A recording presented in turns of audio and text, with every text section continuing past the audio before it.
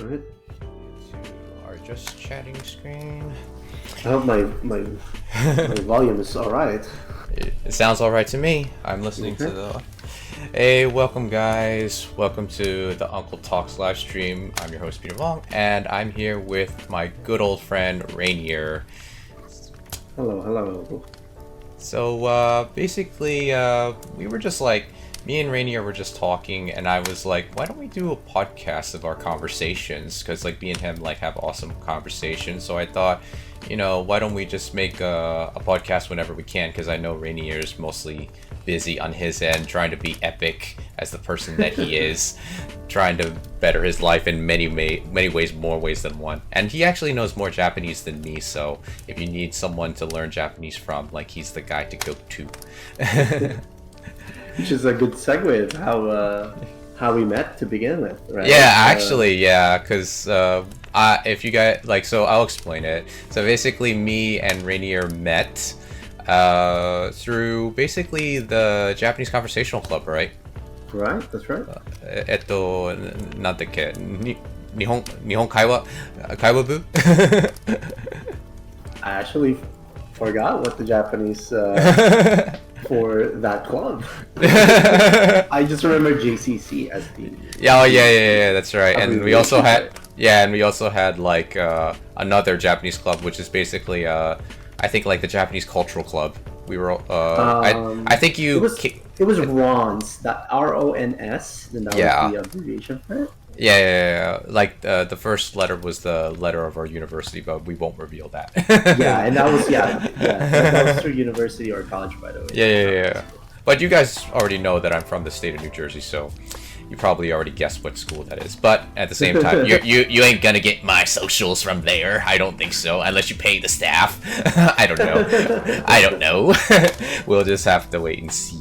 Yeah.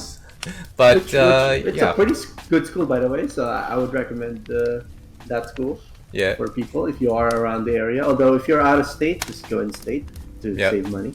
Yep. But if you're in New Jersey...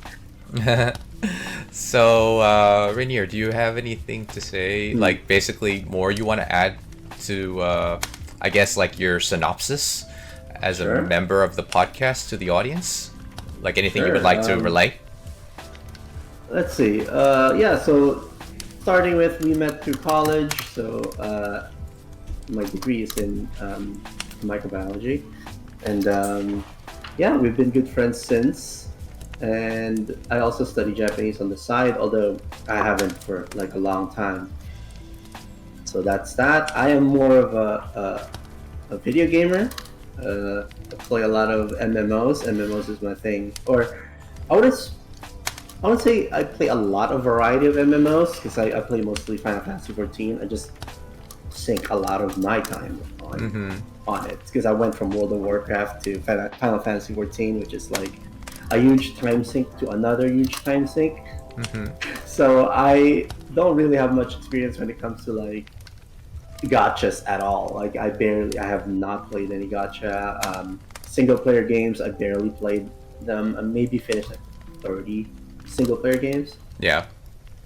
And I meant stuff like RPGs and stuff that, you know, like Final Fantasy 7 or Final Fantasy 8, that kind of stuff. I only like, you know, you like what you like, you know, we ain't judging. Like Speaking of which, can I ask how old you are, Peter? Because I actually don't know. I think you are younger than me. No, I think I'm older than you, actually. I'll be curious. Is that something you want to disclose? I've revealed my age on this on this stream like more than enough times. Yeah, I'm 34. 30, okay, so we are the same age. Oh, okay. I'm actually 34 as well. Oh, okay. Because I always thought that you were like 1 year younger than me or something. Interesting. I mean, I am like a late, because my birthday is in December, so it's like I just turned 34. You know? Oh, okay. I get what you mean. Yeah, that makes sense. Yeah, that makes sense. Like was it like 1990 you were born? Yeah, 1990. Oh, okay, so we're 90s children. Nice. Yeah. It's crazy, yeah. Yeah, it's crazy, right? We're old enough to. sorry, good. No. I was about to say we're old enough to know what dial-up was. And then have you, if I recall correctly, have you always grown up where you were? Because I don't know if you disclose your address or your where you live as well, but I'm always curious whether just you've my always state. lived there. Yeah, just my state mainly, but not like, you know, my exact address. Don't No, dox me. absolutely not. Yeah. But if I recall like, correctly, you live in a certain part of town. Because I visited your house once, I remember. Yeah. I've always wondered, like, ooh, did you always live there, or did you guys move from somewhere else when you? I've always lived there my whole life. Mainly. Wow, and you still live there today? Yeah, and I still live to this day. Wow. Yeah, I have not moved out yet. But no shame for like those who live with their parents or anything like that. You know, if you live with your parents, absolutely not. I'm actually like, my God, in this current economy, just, if you can tolerate living with your parents, or if you love living with your parents, especially, my God, save some rent, place, and then just invest it. Invest in your future. And also, like, you know, if you were a child that basically didn't party a lot and you basically just kept to yourself and you just helped your parents whenever you were able to, like, you know, staying with your parents is probably the best deal, because you know you're going to be there for them, so you're not going to get that call in the middle of work. I mean, maybe if you were like living in the same town and you got a call and you basically say, oh, dad's got taken to the hospital, or mom got taken to the hospital. But if you live in another state or something, that's like that's like big news to you, like, because you can't reach them. So, like, you know, and you may feel powerless, and like you can't even visit them. Yeah, and then you have that's to something. Sorry, go ahead. No, I was about to say you're gonna have to rely on the people that actually still live in your town to like check on them if they're still in the area or something like that. So, you know, it's like less burden for you if you just still stay with your parents, and if you're responsible enough to take care of yourself and, you know, like, learn to help them out once in a while, you know, when they need it. You know, something that worked out for me when I went to college was the format that I chose to kind of spend my time, because what I would do was I'd spend the weekdays, Monday to Friday, in the dorms, because I dormed in college. Yeah, because you live like further away from the university. I remember that. Right, I do. But technically, you know, given the accessibility of like trains and buses in the state, I could have commuted from my parents' place, from my mom's place. Gotcha. But you know, I still chose to like kind of live in the dorm, even though it was expensive, because I wanted to have kind of like that college life, you know, so to have, it's like convenient because you have a dorm right there, so that means you can stay later for like extracurricular, you know, you don't have to like go home early or leave home early to catch your classes. But on the weekends I would go home. I would take that trip home on the weekend, spend the weekend at my mom's place with my brother there. So it's a really good arrangement, I think. Yeah, it's a pretty good balance, actually. Like, I think like a lot of teenagers, when they graduate from like high school, they want to experience the dorm experience. Like, even like, I think like one of my childhood friends, like, he never went to college, and like, he knew that I went to university, and he was like, did you stay in a dorm? And I was like, no, I never stayed in a dorm. And he was like, why? You know, it's such an experience. But then again, this is coming from a friend that loved to party.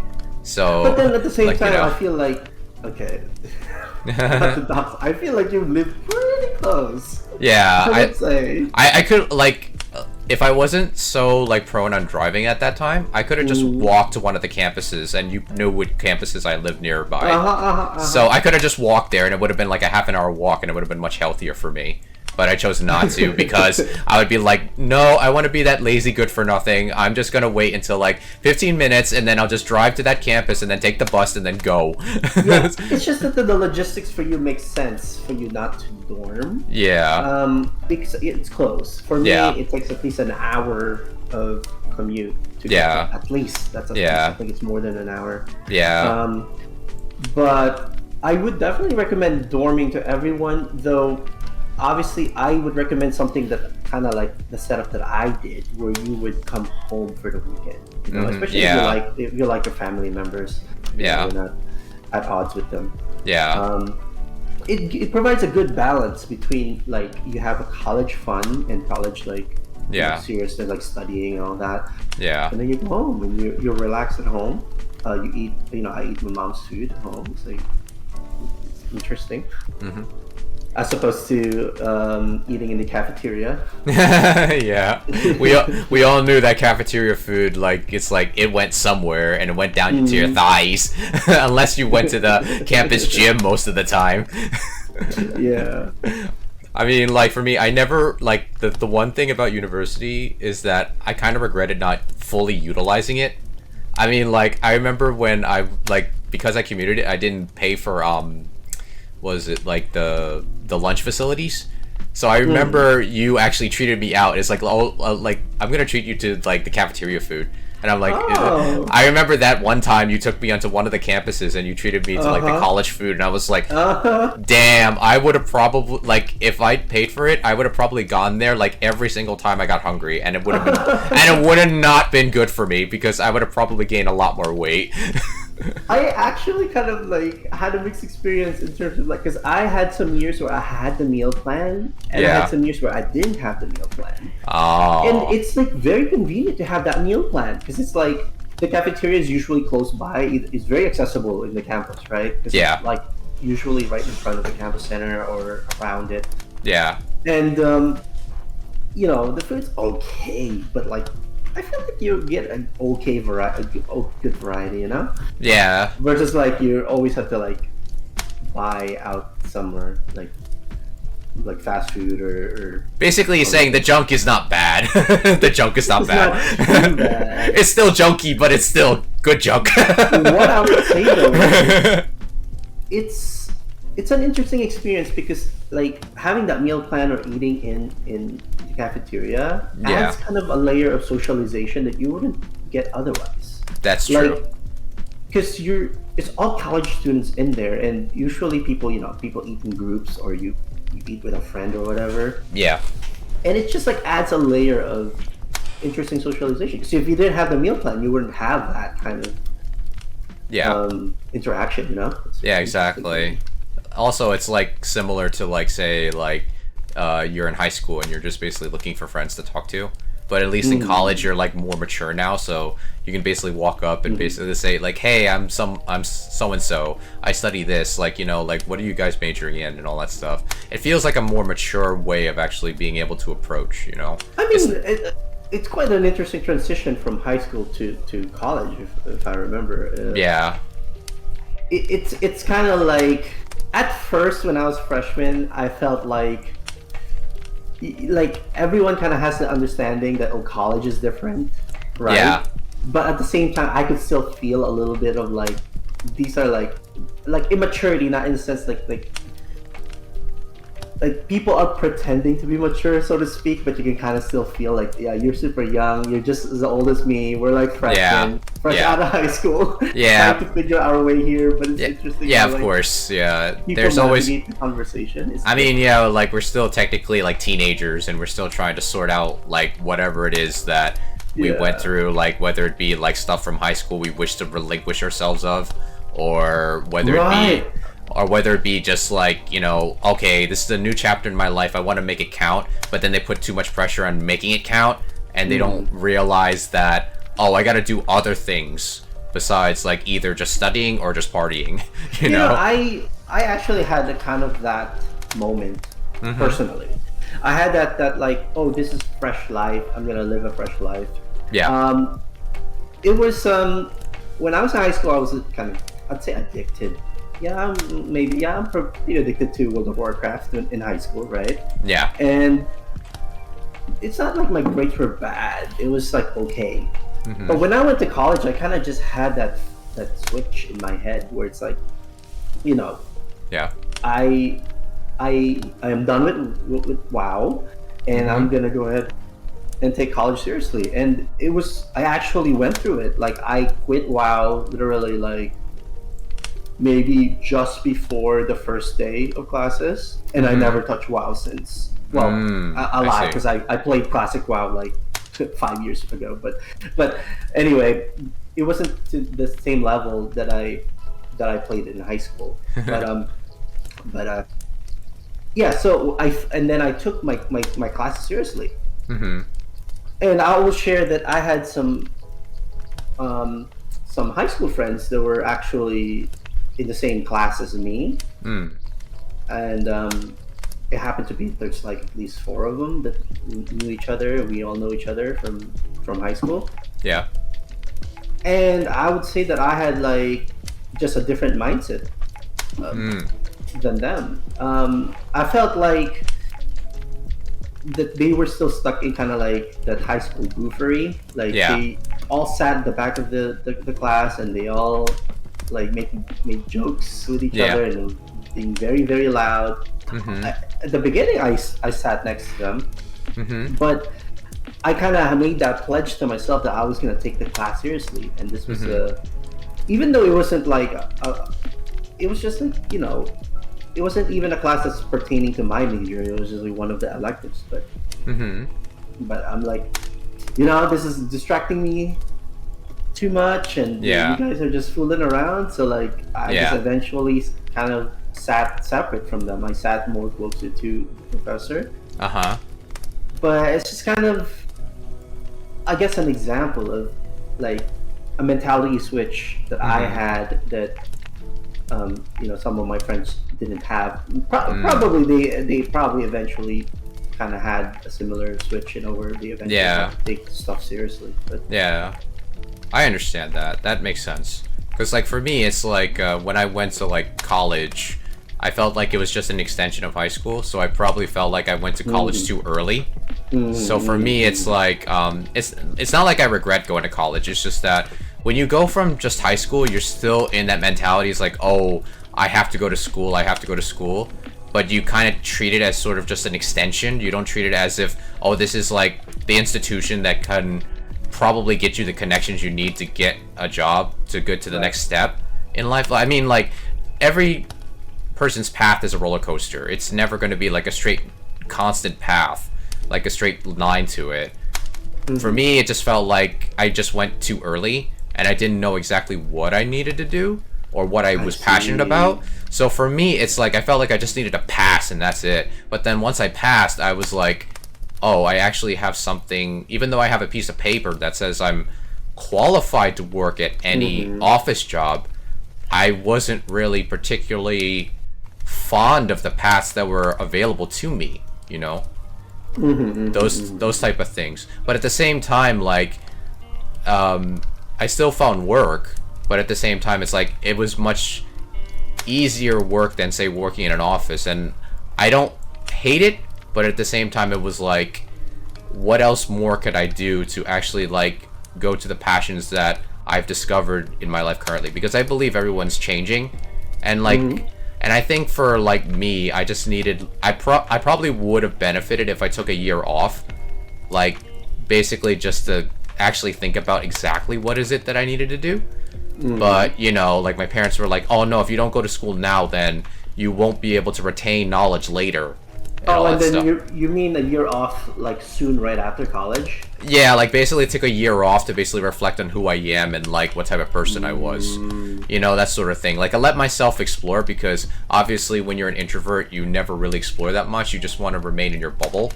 I wonder if it would have been, well, obviously this is just hypothetical, but I wonder if it would have been better if the year off would be after 1 year. So you go to from high school, 1 year of college, get like some of the general educations out, because you got to take it anyway, right? No matter what major you are. Yeah. And then take a break. But yeah. Usually I get it that usually once you're in there in the program, you're like, I don't know, like pressured to like keep going. I don't think there was like a stipulation where you have to keep on being enrolled. But yeah, it's like hard to like take a break. Yeah, I think like that's like mainly the reason why I feel as if, like, I mean, like, some people will benefit for like, just being able to take that year off to basically just reflect on who they are, because as teenagers we don't really know that much about ourselves. I mean, some teenagers are lucky enough to know, like, you know, people that are 10, like when they were 10, they realize, oh, I know what I want to do when I grow up, you know. But you know, some people are not that lucky. They basically have to like search and search, and they probably never find it. But then they still, you know.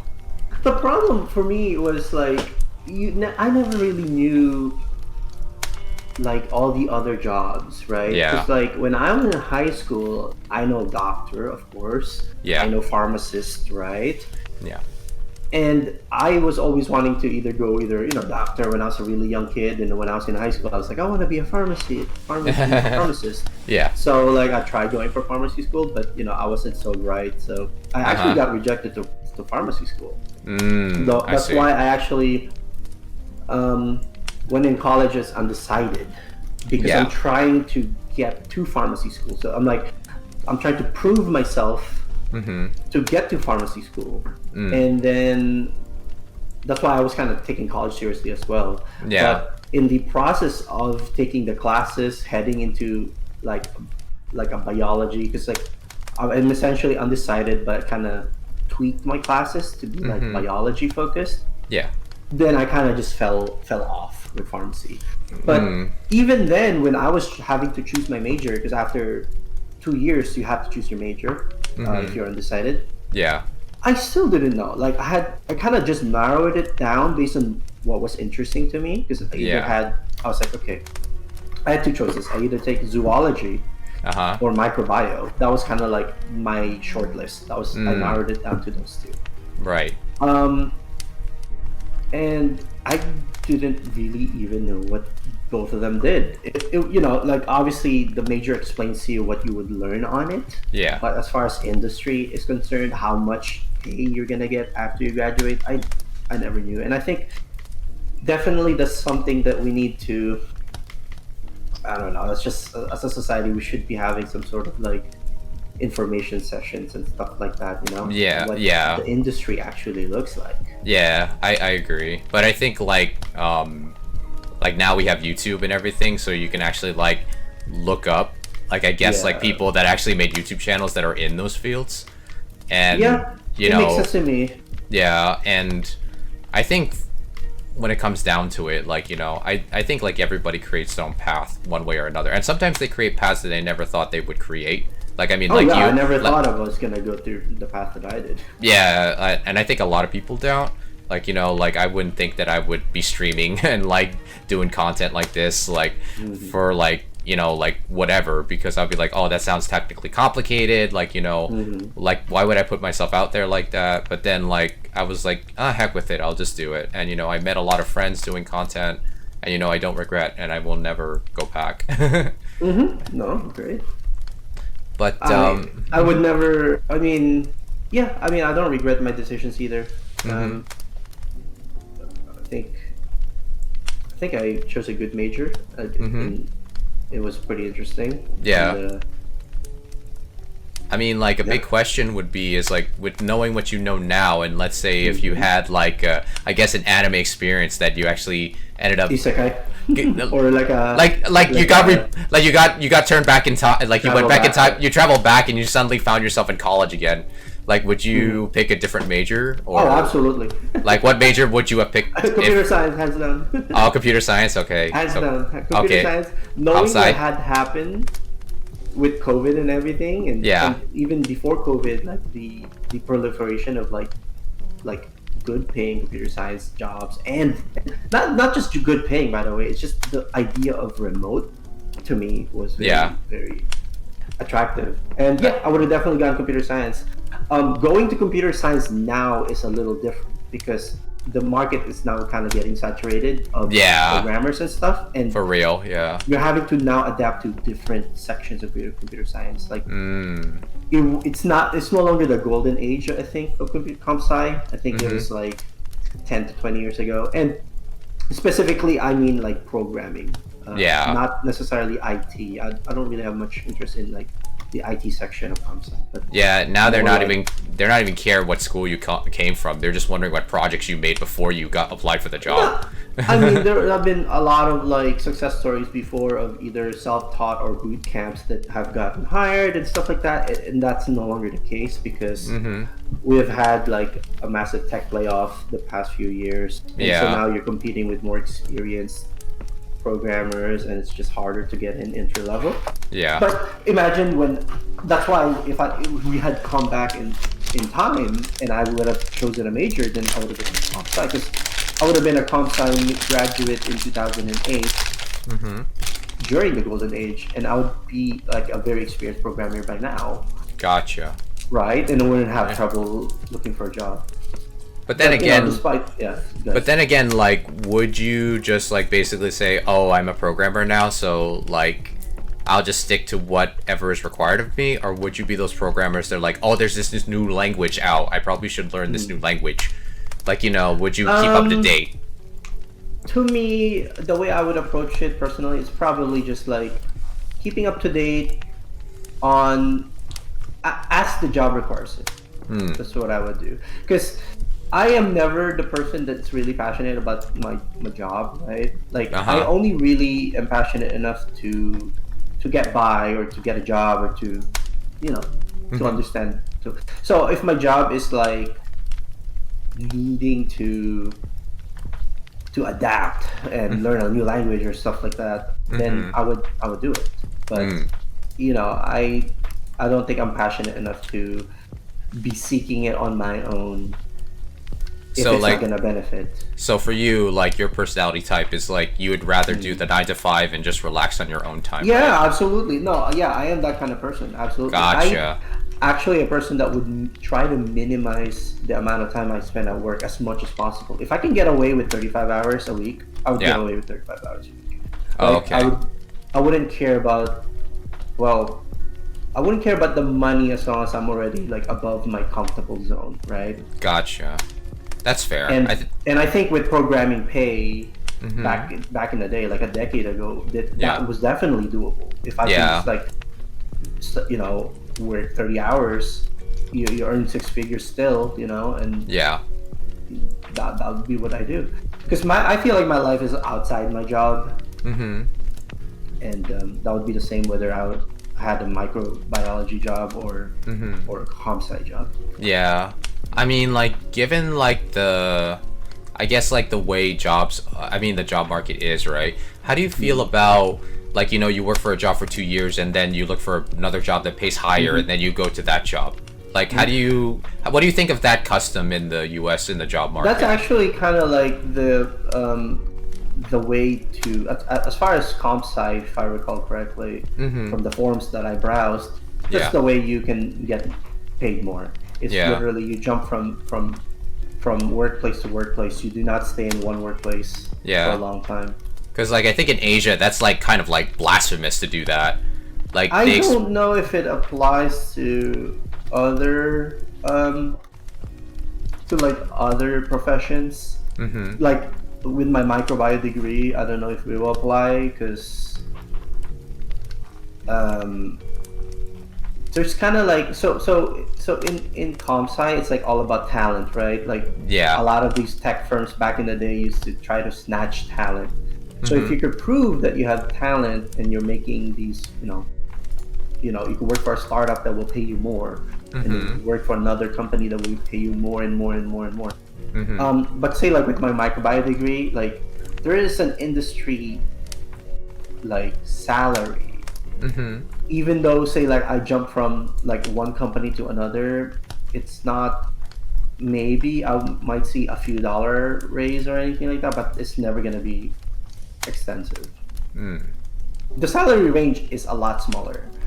If you, I've taken a look at it before, where looked at like a software programmer Mm-hmm. salary range, Yeah. and it's a huge range. I'm talking like there are programmers that are getting paid peanuts, like less than Mm. me, Yeah. like maybe at like $40,000. But Yeah. the high range is also really high. We're talking like $300,000, 400. You know, it, so in that industry, yeah, it's good to kind of jump from ship to ship. But the industry that I'm in, I ended up being in healthcare, even though I didn't want to. But it's a much narrower range. It's a much narrower range, like Oh, okay. 20,000. Like it's a $30,000 range. You know? I see. I see. Yeah, because like I think like for me, like if I get hired at like at least one job, I would stay there for like a lot as long as I can. Like for me, it's like because I think like nowadays, like I think back then when we were growing up, right? Like if you worked for a job, right? People expected you to work there until like either you quit and go to a job that was like higher in status, or you you just stay there for like practically your whole life, right? And I guess like my mentality is like still stuck in that, because like for me it's like applying for jobs is like, I mean it's so stressful, but like now it seems like now you have to do it in order to get paid more. Like it's like if you're in a job for more than 2 years, like people kind of like say stuff. It's like, why didn't you quit and get a better job? It's like, but you know, like this job hired me. Like it's really hard to get a job, you know. And then it's like basically people will say, but you won't get paid more if you don't do it. Like do it that way. I am just not.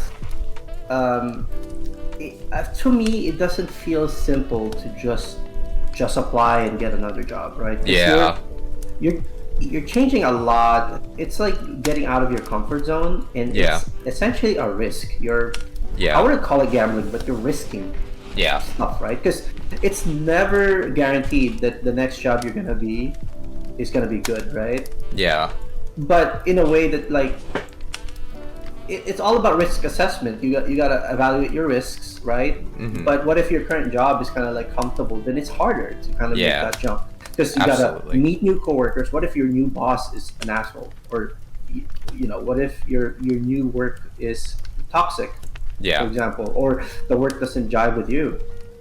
Then it's like a risk you have to take. Like it's harder if you like your current job. You know, I say it's okay to jump from work to work, but I personally have worked at my company, my current one, for like 8 years now. I have been here for quite a while. Yeah, I think like the social pressure is just there because it's like, I think there's like a lot of things in life where we hear things and then a lot of people think it's the norm. So it's like when you're trying to look up, how can I make my life better in the smallest ways to improve it? But then when you see like, I guess like things like from social media and stuff, they would probably tell you stuff is like, oh, if you don't do this, then you're guaranteed not to get more money, or if you do this, then you're gonna lose money, and it's just like so much overwhelming information, and you don't know which one's right for you. It's all about what you value as a person. Yeah. In my opinion, like obviously, if you value money, then I would say you need to take that risk, right? If you value money, you need to try to get more money. So you want to, and assuming you're not satisfied with the money that your current job gives you, you know what I'm saying? Yeah. But like, I value a mixture of things, right? Yeah. Like you can already tell the fact that like, oh, I would be willing to work less hours, and I mean that as like I'm willing to take a pay cut if it means that I get to have more time, as long as I'm comfortable already. So I have a comfortable kind of range. Like I would want to earn this much amount of money, and anything above that I don't care, or anything above that is extra. So it depends on your value. If you're the person that values like stability, then obviously I would suggest finding a job that works out for you and to just stay there. If you're comfortable with the salary, why do you need to risk yourself out? You know? If you need to plan for future, where you actually need more money for the future, then go ahead and take the risk. Yeah, like I mean, like with those type of things, like you start thinking about, but like I think like people sometimes love their jobs, but they know it doesn't pay enough, so then they try to find other alternatives than just finding another job. Like, you know, like a lot of people would pick side hustles, or they would like invest their money into something, you know, all those different things, and like those are perfectly valid. Like, I mean, it's not financial advice or anything, guys, but you know, like you will find a way to make money. Like, I know it seems like, oh, money is scarce and everything like that, but if you keep thinking that money is scarce, like, I mean, it depends on how you view money, because like for me, I kind of view money as energy. Like, a lot of people would view it as, like, you know, some people view money as the source of all evil and all that stuff. Or money is just a tool, and we need that tool, and we need more of it, you know? So, what I notice in my experience is that people that want to get more and more money, money seems to flee away from them in some ways. Or they get involved in environments where it's so toxic, but they are like, oh, I just do it for the money. Just do it for the money. I'll be able to leave within a few years. And their lives are completely miserable. And, you know, like, I'm not saying that, oh, if you think of money differently, it's just going to come to you. Like, you're going to get $1 million on your doorstep. No, I mean, a lot of people would like that. But I'm just basically saying, I think you're just going to get money in small little ways, more ways than one. Probably in ways that you don't expect. Because sometimes, like, my own experience, right? Ever since I started viewing money as energy, like, I mean, throughout my life, I have not personally, like, oh, I have to get this much money, or I have to make this much, or I have to do this much, right? And, like, you know, ever since I've adopted, like, this ritual for myself, it's like, every morning I would wake up and write, I am so internally happy and grateful that I have multiple streams of income, and something wonderful is going to happen to me today. I would write that every morning, and I would also think of money as energy. So whenever I spend money, I would say thank you money in my head. I would also, whenever I gain money, I would say thank you money in my head, you know? Interesting.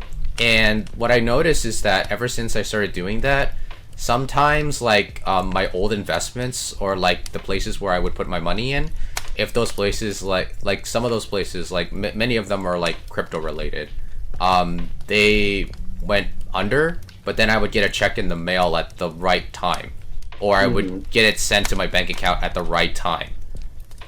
So I don't know what you would classify that. Like, I would say it's probably a lucky coincidence, but at the same time, like, you know, some people would be like, hey, you know, like, you put that energy out there, and, you know, it just came back to you in small ways. So if that, like, that basically helped me, but, like, you know, you guys do what you feel is right for you, and I think maybe the money and wealth that you really wish to get, like, whether you value wealth or not as one of your principal values, like, that's like a different interpretation. But if you really need, like, to earn money, there are multiple ways to earn it, and there are ways that are genuine to you as a person to get it.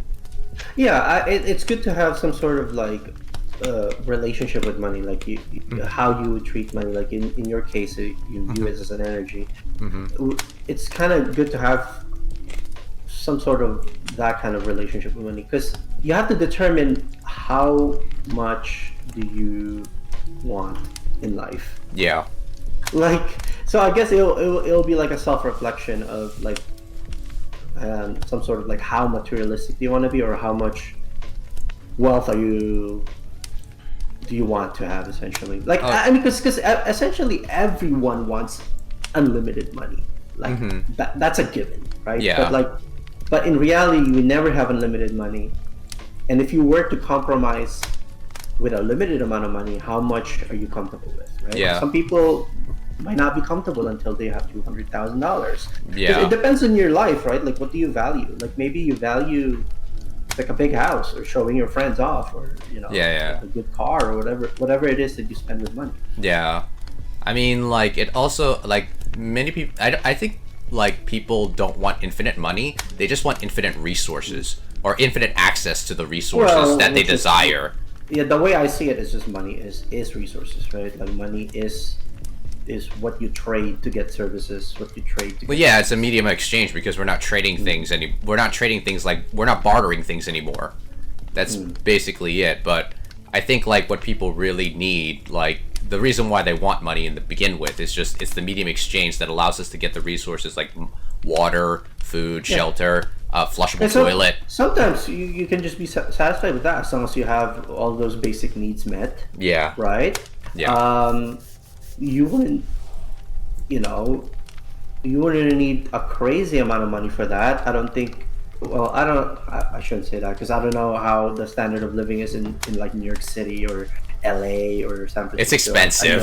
I know it's crazy high there, but I was going to say something like, well, you don't need 6 figures to be that comfortable.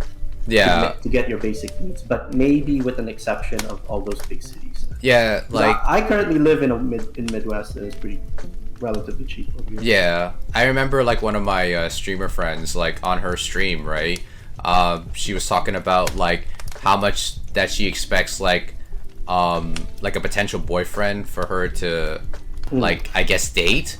Of course she lives in New York City, so she basically was like, I want a boyfriend that makes like at least $1 million $1 million? $1 million a year. And like when I think about it, and then she even asked chat, is that too much? And then like, and then everyone in the chat basically would like, yeah. And she was like, it's not too much in New York. No, even in New York, it's too much, right? I'm pretty sure.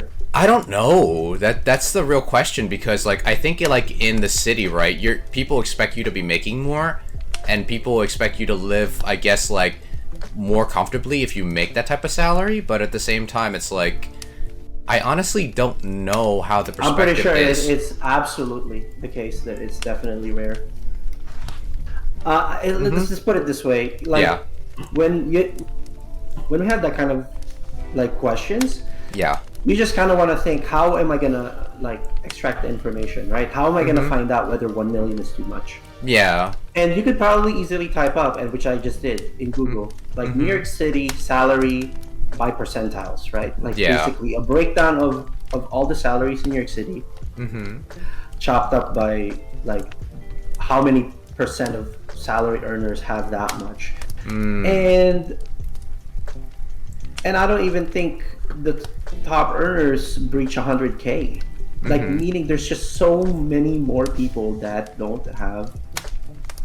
See, it says top 1% of taxpayers in New York earn over 800,000. It's not even a million. So that's top 1%. So you're looking at less than 1% of people in I see. city. Yeah. That makes sense. Yeah, it kind of just reminded me of like there are interviews or some shorts that I see in like TikTok or wherever, where like you got these dudes like interviewing girls, like, oh, what do you want your, what do you expect your man to make, or would you date like this much amount? And yeah, it's like oftentimes like a high number. Yeah. But if you want to kind of like scout what's out there, then yeah, you could just look at statistics. Yeah, because like I think that also puts more pressure on men to like actually. I mean, like nowadays, like men are feeling like they're not making enough, and they feel like the only way that they will be significant to like be potentially dateable is if they make like the figures that they probably see in social media of women, what women say they want from a man to make, and that's a lot of pressure. That's a lot of pressure for men, and I think like yeah, go on. It's just that like obviously we all desire to like both genders, or when you're looking for a dating partner, essentially a lot of people aim really high. Like you want to date someone that makes $1 million and stuff like that. That's like pretty much you're really aiming really high, right? Like, cream of the crop, so to speak. But at some point, a lot of us, majority of us, have to realize that like if we want to find someone, that the majority of people are nowhere near what our expectations are. Right. Or depending on what you expect, right? But usually expectations tend to be over expectations rather than under expectations. And by the way, hey Jay, thank you for the lurk. I appreciate it. I'll actually give you a shout out, Jay. welcome Hello, to the Jay. chat. So guys, if you're not familiar with Jay, she's just an awesome streamer. She basically like streams like horror games and stuff. And also, like, if you want to learn how to be a better content creator, she's the one to go to. So we're just gonna look at this clip of her. I don't know what game she's playing because it's a bit small. She's a fun streamer, so be sure to give Jay a follow, guys. Yeah, so getting back to what we were talking about, right? Like now we can go into, I guess, like dating, right? Dating is like a big thing, like right now, especially like nowadays, like, I've recently on my YouTube feed, right, I noticed that there were some YouTubers that were talking about, I will never move back to the States. I will never live in the United States ever again after what I've experienced abroad. I see. And, like, I watched some of those videos, and a lot of them basically talk about how, like, there is a reason why the U.S. is, I guess, like, the Surgeon General considered that loneliness was a big epidemic in the U.S., but I never knew how much, like, I mean, I knew dating was hard, but I never knew how hard it was to actually associate with people, like, in the States, because, like, you know, they're so divided on so many issues when it comes to, like, and, you know, like, I understand people have different stances on different, like, particular, like, issues, whether they be political, religious, or just, or spiritual in some ways, but I never knew that it was so extreme that people that actually used to live here in the States actually were like, no, we're never going back because we know how toxic the US has become. And I'm like, wow. Like, that was really eye-opening to me. I mean, they have a term called passport bros as well, right? Kind of like referring to, like, what? oh, you go to a country, like a Southeast Asian country, and find yourself a wife there. Yeah, that's also a thing. Like, for me, it's like, I kind of don't want to, like, go into that route where it's like, oh, I marry someone from the Philippines, or I marry someone from, like, Thailand or something, just because I have American citizenship. I just feel like that's not my cup of tea. Yeah, it opens a kind of worms. It opens kind of like a different dynamic there. Yeah. There it would be like some sort of skepticism whether you're finding true love or you're finding someone that just wants to be a wife. To be in the United States. You know? Yeah, to be in the United States, and, you know, like, for me, it's like, to get wealth. Yeah, to get wealth, or to, like, just have an opportunity to move. But like the loneliness epidemic thing, it's kind of prevalent in most first world societies, I believe. Which is, you know, like, surprising to see, like, say Japan and South Korea has both the loneliness epidemic and they have the extreme ones. So I'm not sure exactly. The dating world is kind of it's hard, and it's becoming more online nowadays. Yeah, and even when it's online, like, I never knew ghosting was a thing until, like, I had to look it up, and I was like, what is ghosting? Like, when I first heard that term, I was like, what is that? And when I looked it up, I'm like, oh yeah, that is really, really bad. Well, I mean, it's kind of like on the same vein as catfishing, right? Catfishing was a known term. Ghosting is kind of like... Yeah, I think like, so. I would... Something you do negatively. At first I thought, no, it's not as bad, but then when I think about it, it's like, yeah, they're probably equally as bad. I mean, I wouldn't say they're equally as... Well, I guess maybe. They're both negative, basically. Right? I mean, they both give, like, a bad feeling once you find out the truth about them. Because, like, in a way, it can follow both, like, oh, you learn that you got catfish in one way or another, and then you... Yeah. Before you meet them, you ghost them, that kind of thing. Yeah. Or maybe you are getting ghosted because you are getting catfished, you know? Yeah. That is also true, right? Like, I also believe, like, whatever energy you emit, it kind of attracts the people that, like, either are not good for your life, or it attracts the people that are really necessary for your life, you know? And I think, like, if you're desperate for relationships, sometimes those people that either catfish you or ghost you, they seem to come to you more often. I mean, that's my experience, so for me, I mean, that's how a lot of scammers do. Yeah, that's how a lot of scammers get to you, too. Like, that's the through that, you know, if you're lonely and you get a random DM from someone abroad saying, "Hey, honey, how are you?" And you send them $5,000. Yeah, that, like, I feel bad for people that actually, like, get into those, like, scams, like, you know, like, because they're just looking for someone to, like, talk to, and they want to be with somebody, and, like, unfortunately they put their trust in the wrong person. You know, like, if any of you guys in the chat has witnessed something like that, let us know. Like, maybe we can, like, read out whatever stories you type up and see, like, what we can interpret from that, because, like, for anyone could fall into a scam, right? Like, there's like, no matter how smart you think you are, there will be times where you actually fall into some sort of, like, I guess, not a trap, but I guess, like, some sort of, like, I guess, like, it doesn't necessarily have to be a scam. It could be, like, just a sale that just you thought was going to be good, but then it just didn't serve to your expectations. Like, anyone could fall for those type of things. I mean, like, a lot of people, right, they would love to say that, oh, I'm smart enough not to fall for those things. But at the end of the day, like, what if your friend recommended something to you and they were your friend and they showed you results from that service, right? And then suddenly that service goes under. Then your friend got screwed and you got screwed, you know? Because you trusted this friend to give you a good assessment, but then you did the same thing they did and you're stuck in the scam with them.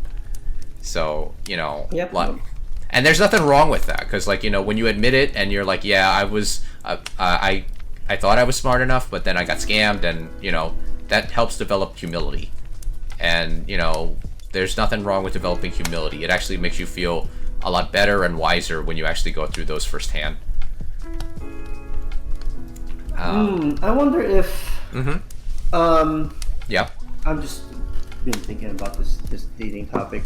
Yeah, because you know, so we have a rise of couples essentially meeting over online, and I think from the last Dr. graph Tom. I've seen, from the last graph I've seen, I think it's breached over majority. I think over 50% of couples are now have met online, some form or another, versus, you know, through work or through friends or through family, and it's probably harder to date now because we are kind of like just insulated in our bubbles, and it's like a very unique bubble. Yeah. Right. Nowadays, because you have all these games, for example, and they take a lot of time. Yeah. You know, if you're playing, I don't know, I'm just gonna throw a game out there. Say I'm playing Genshin, then that's like time that I'm not meeting someone. Yeah, that's true. And like, you're not visible from the world either. Yeah. Especially if you're playing like single player games, right? Like, I can think 40 hours, I don't know, in Elden Ring on my own, and I would never meet someone like that, dating wise, from that game, because I'm like hidden from the world.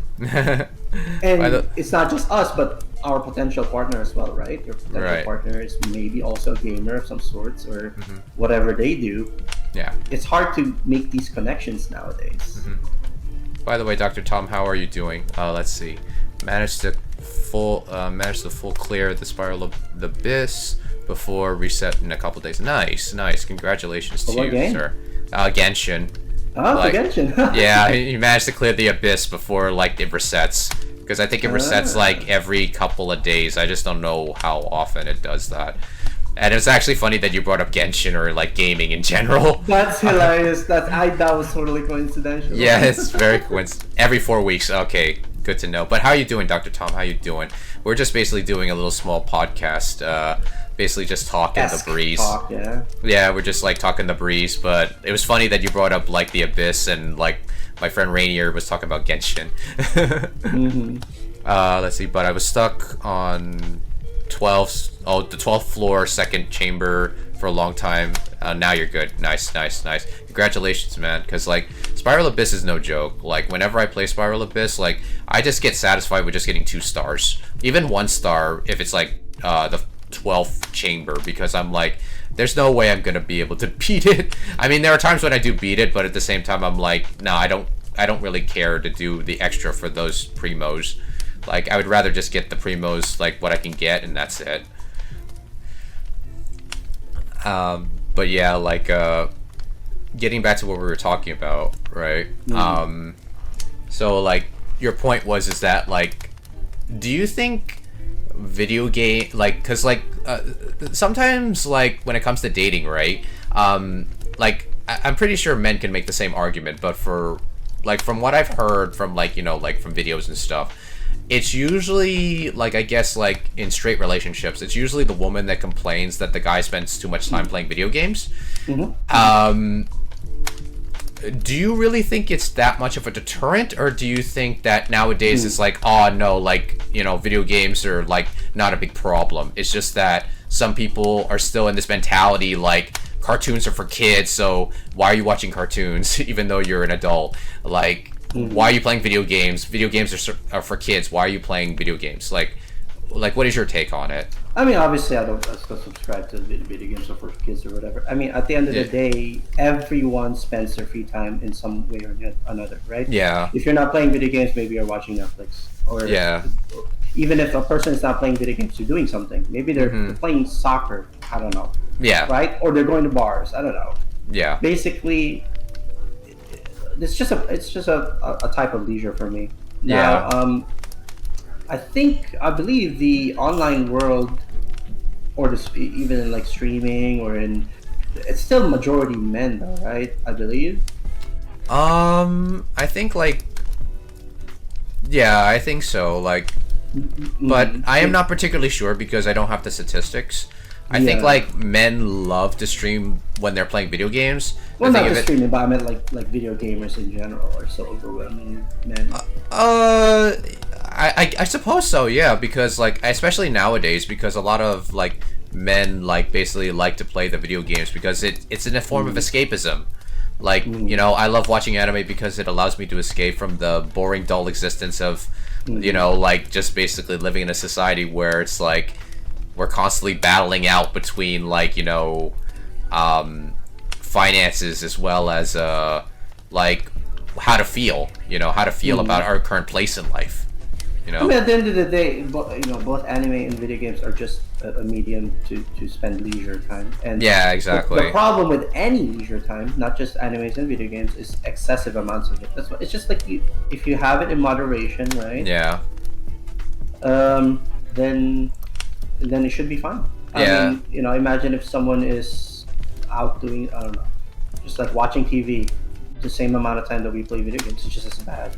I see. If you like play excessive amounts of video games or excessive amounts of TV or excessive amounts of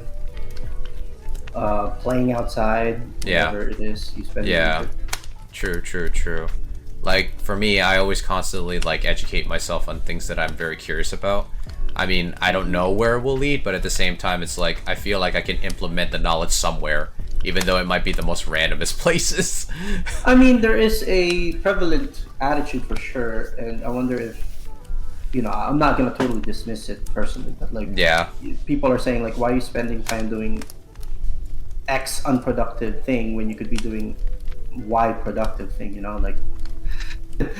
Like basically, it's being applied to video games, saying like, why you play video games so much when you could, I don't know, learn something towards your job or more money, or usually it's more about to earn more money or and it's usually from people that mostly value money as their core value, I think, because they value something that they think is productive, whether it's like learning the piano or something. Why play video games instead of you learning the piano? Well, both of them are, to me, it's the same. Like it's like kind of hilarious actually. Like I think that can allow us to like basically go into like a topic involving like what is valuable to the individual and what is valuable to like, I guess, what people think should be of value to the person, but it's actually like, I guess, like a coercion of society telling you that you should value this thing. Because like, like a lot of people would like to earn more money. That's true.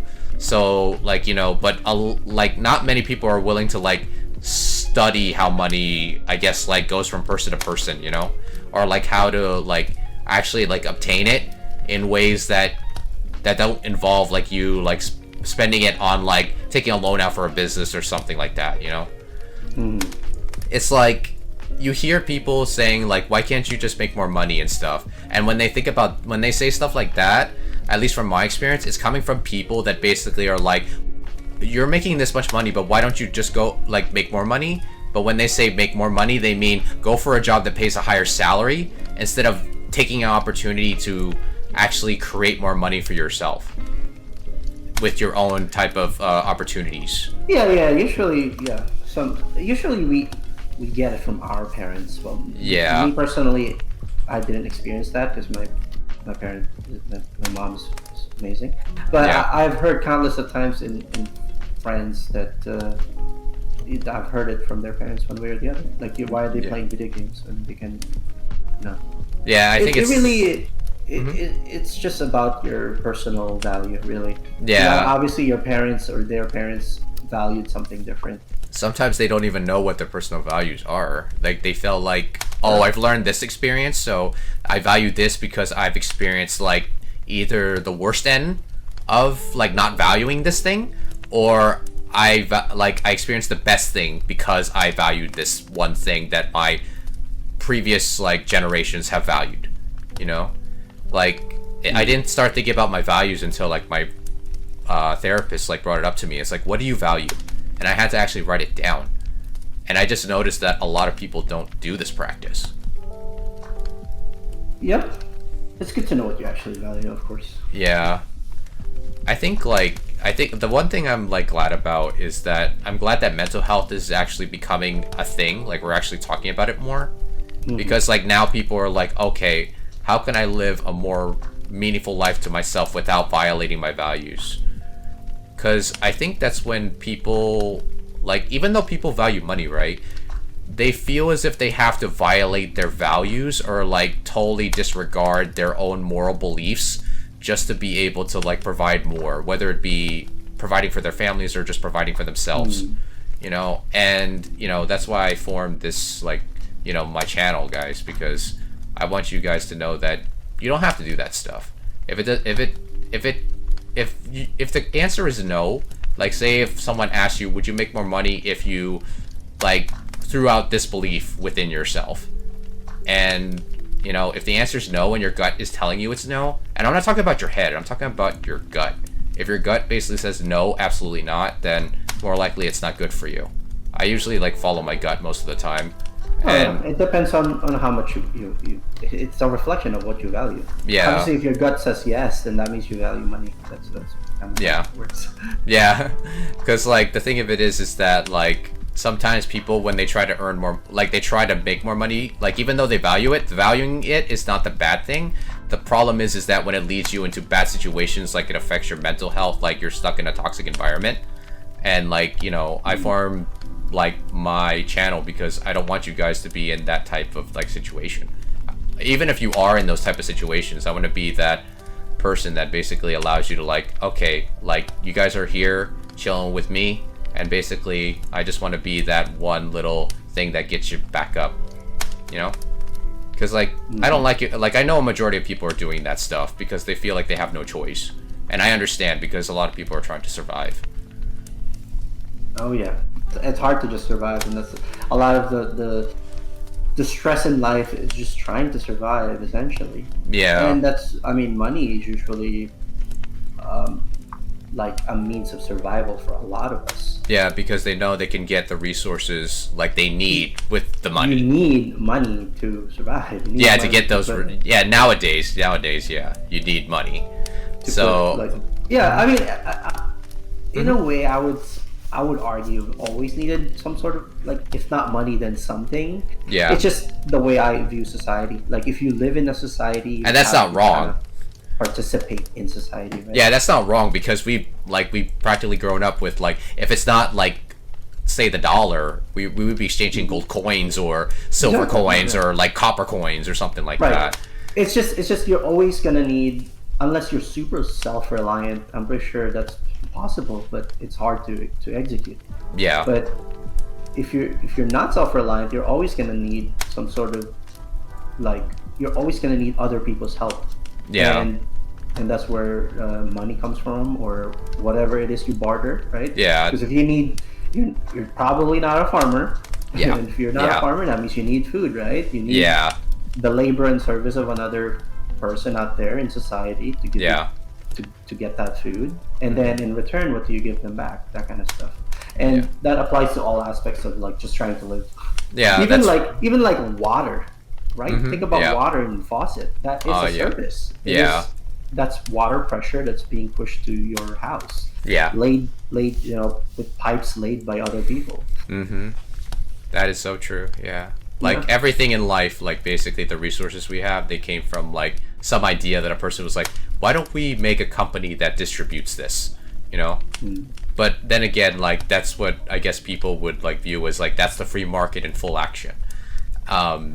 But it's just to me, well, yes, it could be free market, it could be anything, but at the end of the day, it's society in general, right? Whether, it's what whatever people system need. you're in, if you live in a society, you have to kind of, if you're getting benefits from society, then you most likely have to kind of return the favor. That's why we work, right? That's why everyone works. Yeah, it's like a balance of like supply and demand, but at the same time, it's like also like, how should I say?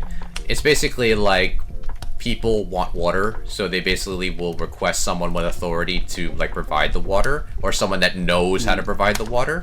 So therefore, I mean, even as simple as water can be complicated, because like exactly. We could say that water is free, but it's not. The water is free, but it's about transporting that water. Yeah, the services to purify it from the river. You know, just the act of like, well, you're gonna take a bucket. I mean, some countries out there, I'm pretty sure they have like lines and queues for like a well that provides water for the whole entire village. It's like basically like the governments in like small towns and whatnot. Like we have to think of them as like their own villages, right? But in summary, it's just we get services from society, so we provide services in our own way. Absolutely. And like, you know, like getting back to what we were talking about with money and stuff, right? I think the reason why some people get into cryptocurrency is because they're now questioning what is money, right? And that's a really great question to ask, because whenever we deal with like the banking system, right, there's always going to be more debt than savings, like with any type of government system. And people are like wondering, people always wonder, why is it that we have to have more debt than savings? And like a lot of people will put it in the words like, oh, because since it's a government that's reliable, it's supposed to make more debt so it can actually provide more businesses and more opportunities for people to get jobs to keep the economy running. It's just an economic theory. I mean, a lot of countries that are in debt, most first world countries are in debt. Everyone is in debt. It's just a theory of them that like it's like deficit. When you create deficit spending, you can kind of try to boost the economy. That's just all for the sake of growth, really. Pretty much. I mean, like, because and it's like easy to borrow. I mean, it's easy to borrow if the interest rates are low enough. I think psychology-wise, it's so much easier to borrow than it is to pay debts. Like even on the personal level, and then extrapolate that to like a governmental level. Like, think about it this way, right? So just to give US as an example, we have what, trillions of dollars of debt, right? How can we even dream of paying that debt? Because say like the government comes out tomorrow and says, okay guys, we're not gonna deficit spend anymore, and we're gonna either tax you to get more money from you, or cut services because that's how we're gonna make more money, right? Basically, no matter how you deal with it, it's gonna be pain. It's gonna be painful for a subset of the population. It's gonna be like a sacrifice. Is that really gonna happen? Will the government be able to do that? Because then the population is gonna be like, why? You know, because you're gonna suffer, I'm gonna suffer, our friends are gonna suffer, our whole society is gonna suffer. Can we really say that like, hey, we are responsible for this $1 trillion in debt? And we are now suffering because of it, right? That's not. It's like such a hard sell. It's always going to be a hard sell, especially when the population is concerned. But think of it, the messaging though for politicians is so easy to say, well, I'm going to cut your tax. That's easy.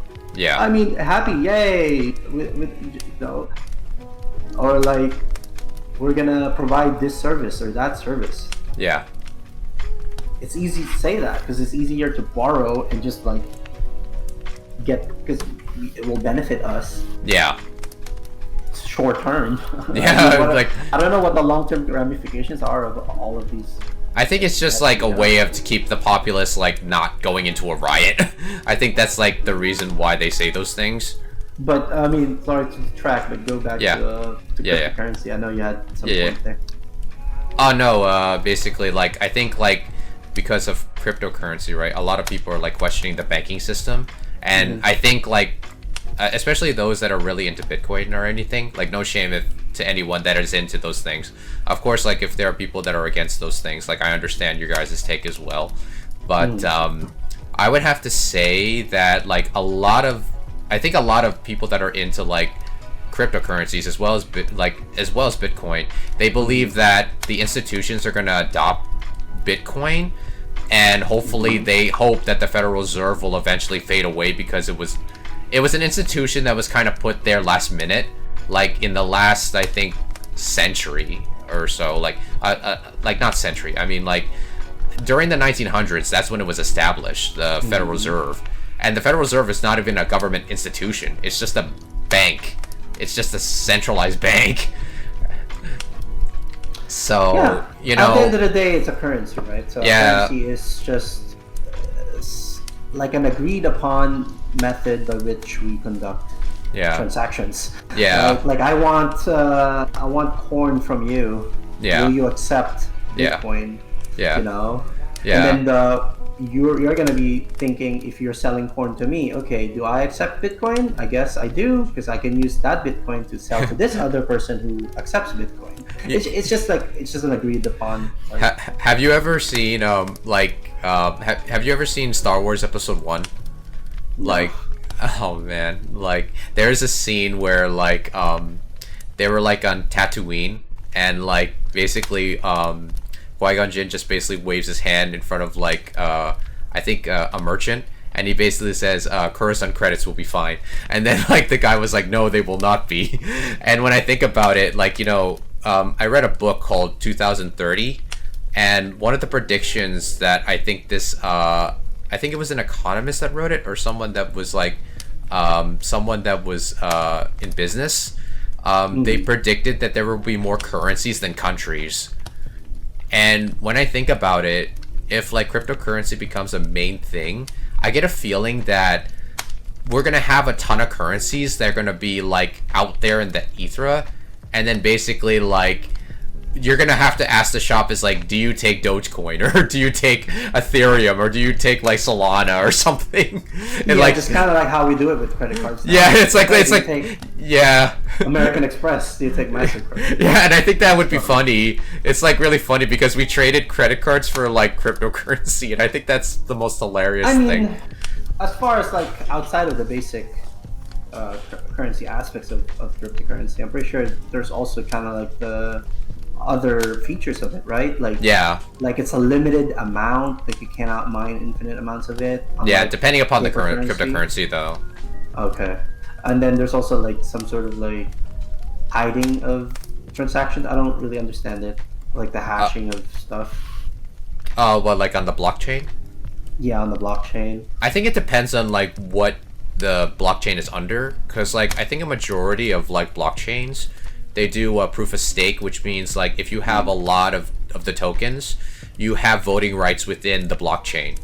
But if you do proof of work like Bitcoin does, the hash rate is like proof of work, so it's mainly computers trying to solve advanced math problems just so that your part in the ledger gets approved by the main blockchain. Yeah, I personally, I don't really know much about it. I only know what I've read. Like, I don't know the full technical aspects of it though. I only understand a little bit about, like, I guess the layman's terms of how it works, and it makes sense to me. And I think that's why blockchain technology has become a big thing in institutions, because they're like, oh, this actually makes our transaction speed much faster, because they don't have to worry about relying on a Western Union or some sort of service that will take money out just so that they can just send money to another country or another corporation within another country or something like that. Yeah, like, I don't know. Because everyone wants their money to get fast. They want their money to come to them fast. What I know is that, like, regular currency, a dollar can be diluted because the government can decide to print more. Right? Yeah. And in a way, they do. Well, I guess they ask for bonds. right? Yeah. Because we're in a deficit, so we're always having to like borrow more money. Yeah, and I think like they print more because they want, I guess, people to use it more, but at the same time, when they realize it doesn't work as often, then that's when they get into trouble. But printing money is more like to pay for current obligations. Yeah, that too as well. It's like they just want to stimulate. There's like a money supply issue there where it dilutes the value of the money. Yeah. Because you have a lot more of it. Yeah, especially since we got off the gold standard like in the 1970s, I believe.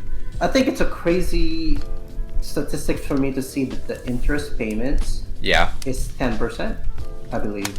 Oh, jeez. For the national debt. Oh, man. It's 10% of the total, like, I guess was it revenue of the government?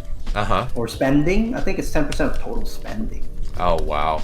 To give you in terms of perspective, right? Like everyone, if you think of like defense, for example, yeah, like America is probably the #1 spender of in defense. Defense, yeah.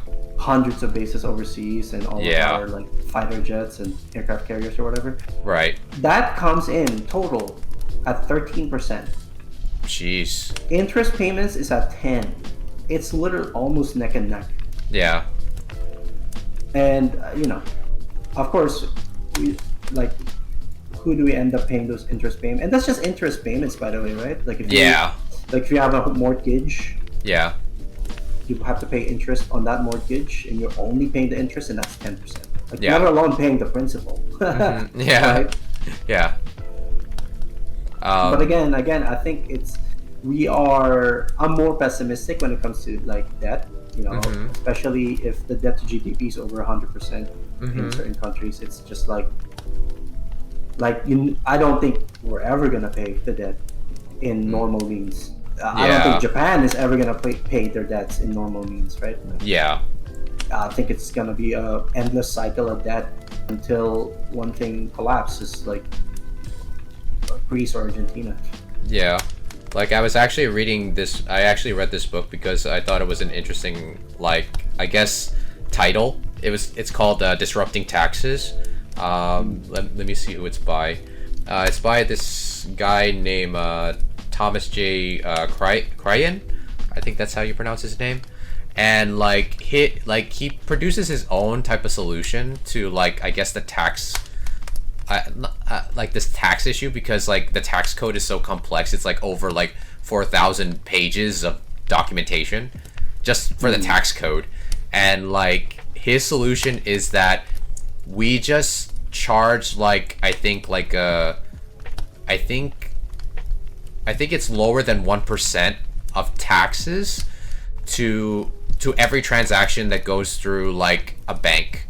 In other words, like every time you buy something, you're charged like a 1% of like what is it that you're purchasing, and it's kind of like a sales tax applied to all transactions. Yeah, it's like a sales tax, and like I think like the more transactions you make, the more taxes that are gathered, and you don't have to worry about doing tax. Like according to him, you don't have to do like tax returns because everything is recorded and every transaction is constantly keep going because everyone's gonna buy something no matter what. Okay. So I wanted to ask your opinion on what do you think of this idea, because like for me I'm like sort of like it sounds like a good idea, but I feel as if that there's some blind spot there that I am not thinking of. I even checked on the higher ends. Yeah. If you're thinking like transactions of millions of dollars, is probably gonna try to be under like a black market system. Because 1% of like a really big money is probably enough. Big money, you know. Yeah, like you know, obviously if we're only buying like $5, it's probably not like noticeable. Yeah. In that one instance, but you know, I can imagine a lot of abuse that can happen, especially in the higher end of like purchases. Like it relies on tracking the transaction. It relies for something to be a transaction to be recorded. Yeah. So if I'm buying a yacht, can I just buy it from Joe Schmo and not have the recorded transaction? I don't know. I don't know if that's possible or not. That's a good point. Yeah.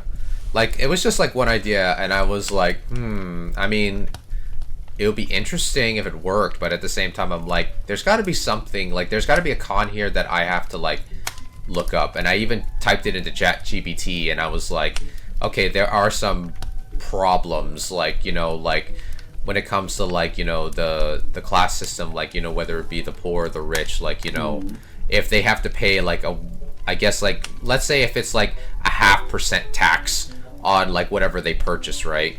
It could probably make a big difference if someone who's poor, like, paying that tax, like, you know, through banking transactions, you know?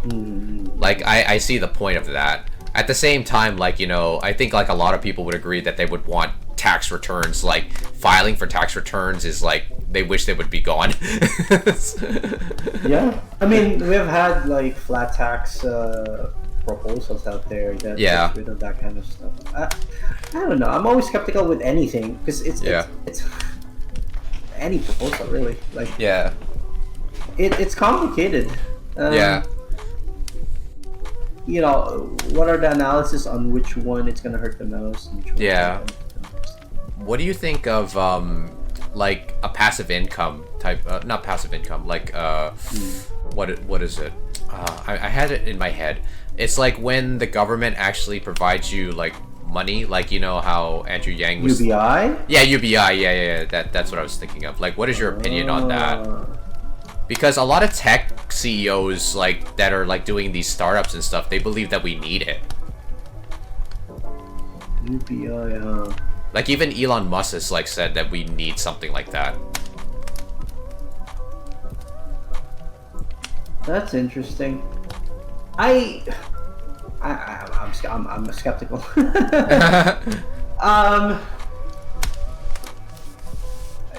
Okay, if I think of it this way, okay, say the government is the tech company, okay, so you're a tech company, you ascribe to this.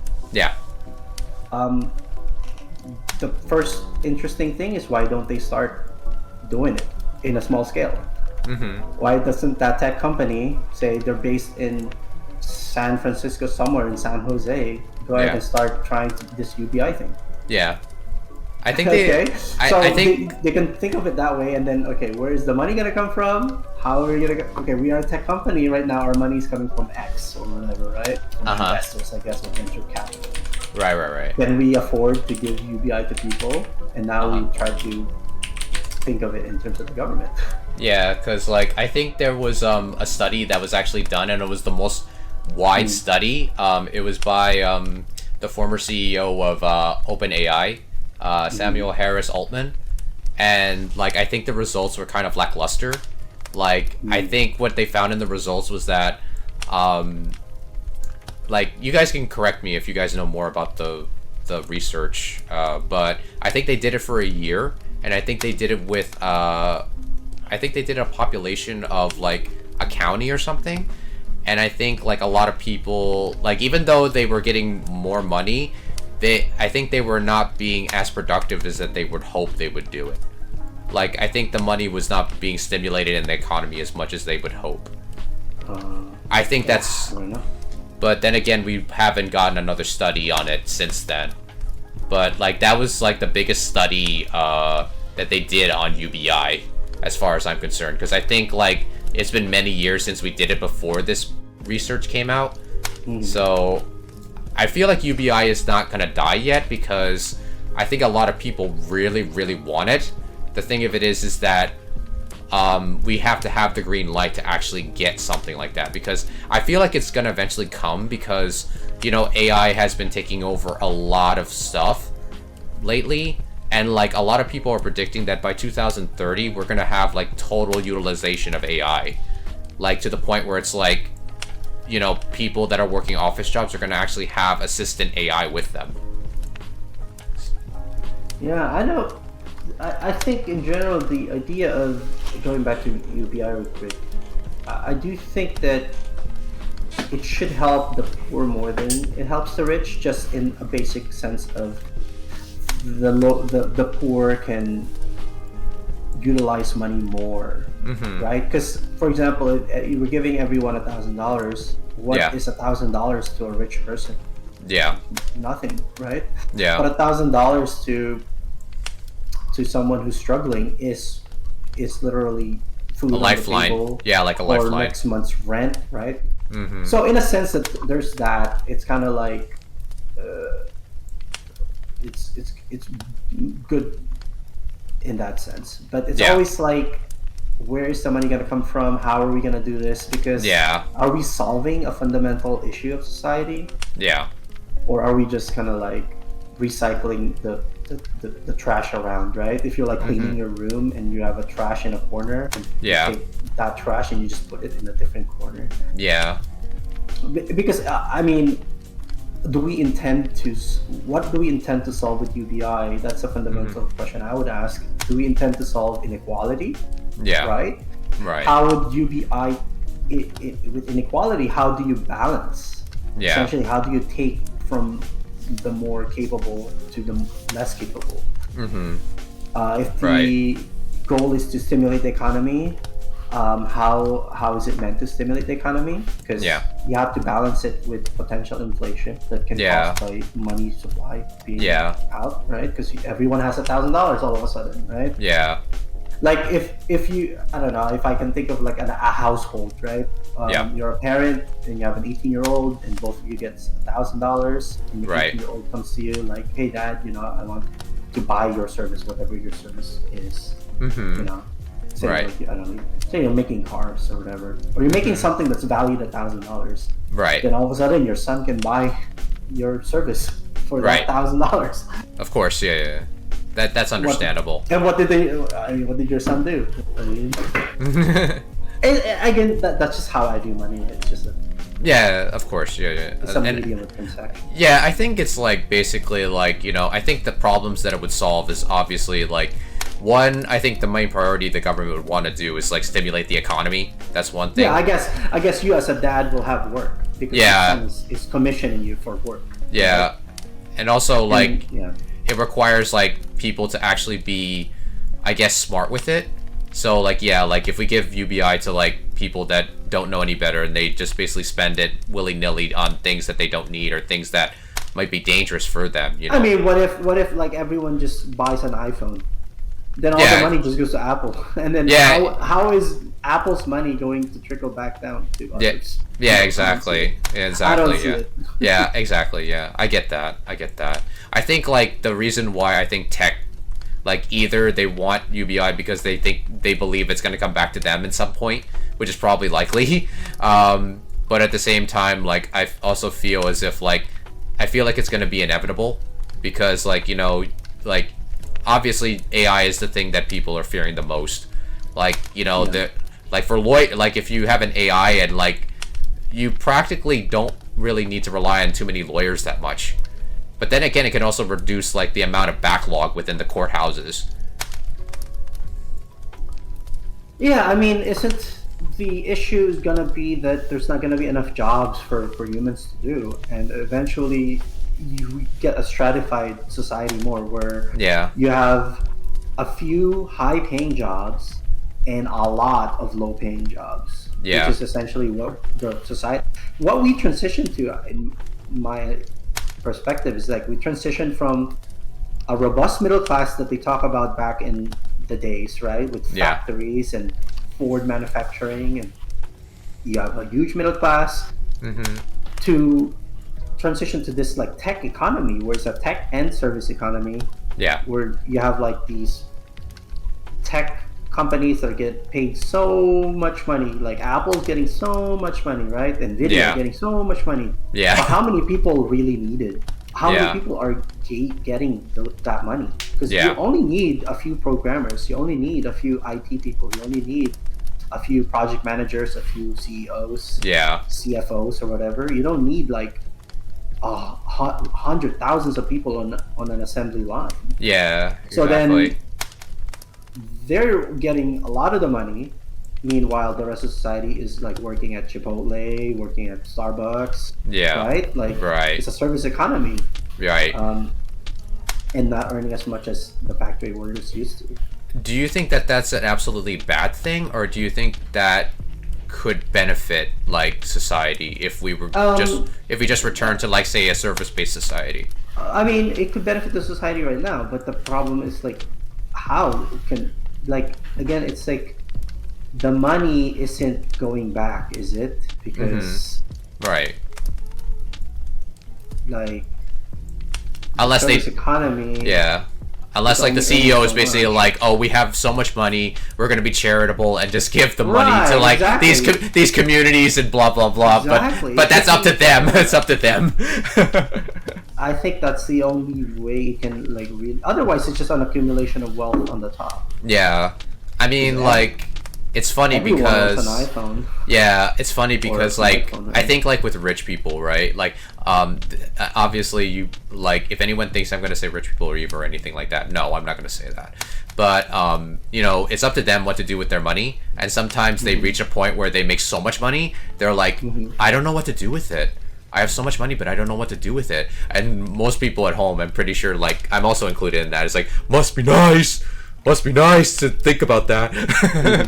But at the same time, it's like, yeah, that is a big question because like, what can you do? Because obviously, like, there are some people that are like, yeah, you can't just give people money because they're gonna do it on either their bad habits or they're gonna do it, or they're just gonna spend willy nilly and not learn about money. Like, most people would think that way. But at the same time, like, you also don't want to be the person that seems like they're going to be a charity case all the time. Because, like, once you give money, then people are going to expect that you're going to give it all the time as a ritual. And you don't want to be that person either. So, like, I understand why rich people are feeling very skittish about giving money away. But, like, the thing is I mean, that, yeah. There's just much bigger inequality nowadays, right? Yeah. I think there's statistics with the worker salary ratio to an average CEO back Yeah. in the day. Yeah. Of course, the CEO will have more pay, but the ratio has got the skew is so much wider. Yeah. And it's funny because they try to make their annual income like not seem as big. But I mean, but see, I'm not even just talking about CEOs too, though. I'm talking Yeah. about straight up like the investors who are making money, because Yeah. money begets more money. Yeah. The more money you have, you can usually make more money. So these investors that are super rich are just making more money, right? Right. So if you think of money as power, or money is like a means to get goods and services, then they have almost unlimited of it. Yeah. A lot of it. Yeah. They could get Chipotle forever and not go bankrupt. Right? Yeah. Then can you eat Chipotle every single day? Like you pay what, $20 or you get it with guac Yeah. and not go bankrupt in your personal household. Uh-huh. By the way, that's not making fun of any millionaires that eat Chipotle every day. If you do that, all power to you. No, it's All power great. to you. It's great. What my point was, I guess, it's just that like the money isn't gonna move if they, how are they getting the money back into the system? Yeah. And I think like the only way that they can do that is just make more factories or make more institutions that will get them more money. But to them, it's like, oh, I'm producing jobs. Yeah, I guess through job creation, you create jobs and then you pay salary to the people. But yeah.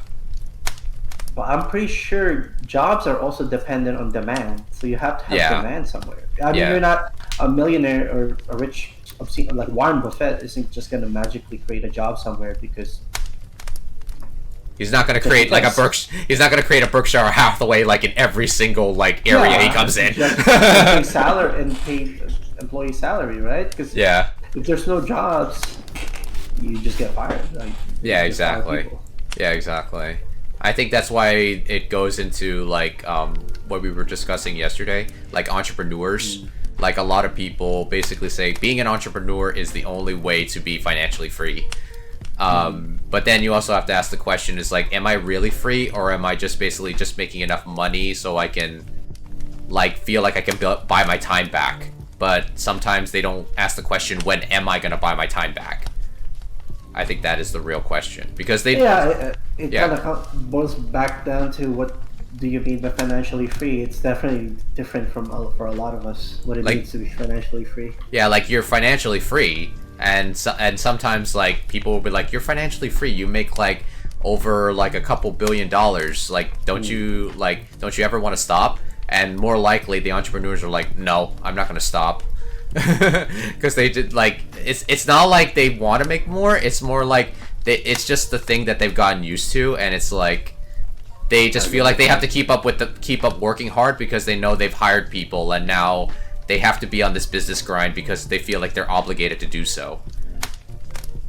Perhaps. I mean, I am the opposite, right? Because I don't really value money too much. Yeah. I mean, I value it to an extent that I'm comfortable. You know you need it, But but if you I- don't value it like a god or like some sort of Right. like thing. If Yeah. I created a company, like, I don't know, we could Uh-huh. take Wordle, for example. If I programmed Wordle and New York Times is buying it from me for whatever, it's like obscene amounts of money, I don't know Yeah. how much he sold it for, but Mhm. I would do the same. I would elect to sell my business to someone, Mhm. and then I can just retire, or I can, just work 20 hours a week and not Yeah. have to.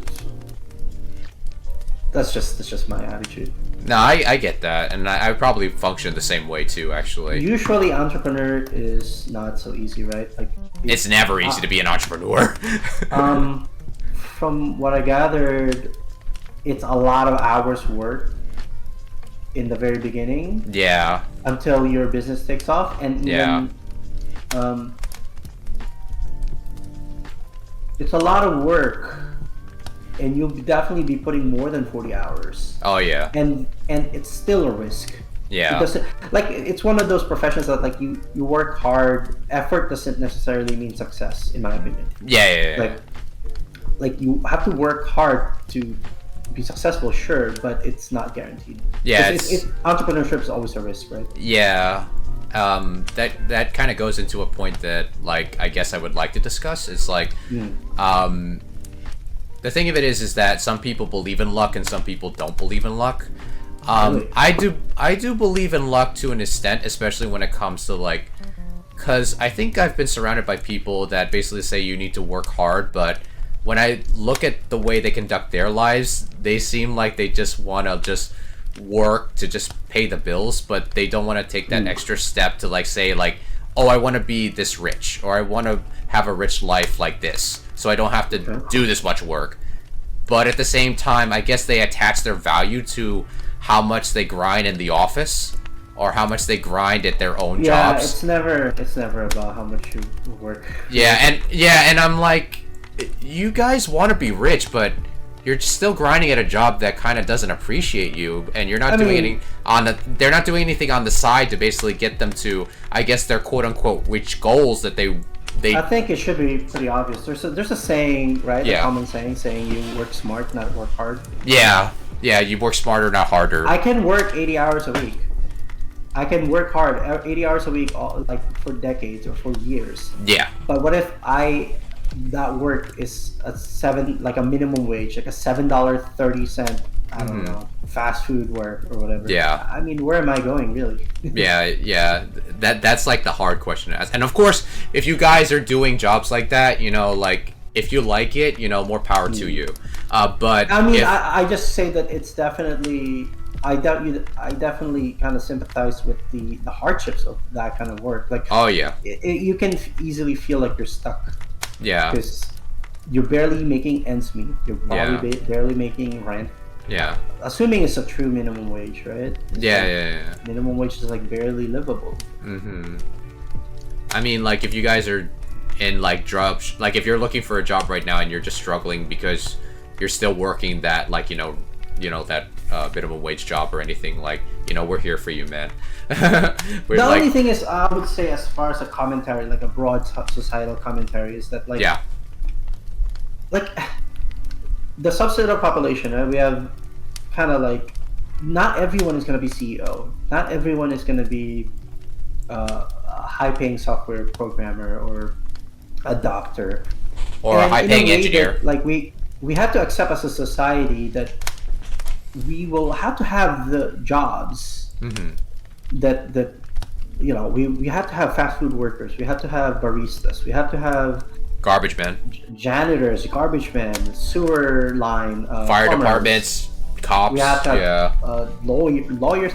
Yeah, so in a way, like as a society, how do we want to treat those that do have to work those jobs, right? Yeah, Or ended up right. working those jobs because of, because of circumstances. Yeah, like that's why it goes back to my question about like, like how will the service, like going back into a service type of economy, will I guess benefit us as a society? Yeah. So So the way I view it is just like in societal level, I don't fully just think of hold yourself up by the bootstraps. I kind of don't really like that saying. Like in a way, sure, like you are the product of your own success. So yes, I mean, but then if you think about your neighbors, your other family members, the people in society that have to work those jobs, because someone will have to work, like the Wendy's cashier, the McDonald's cashier, the chauffeur, the chef. How society were to function, right? You have to have those jobs. Yeah.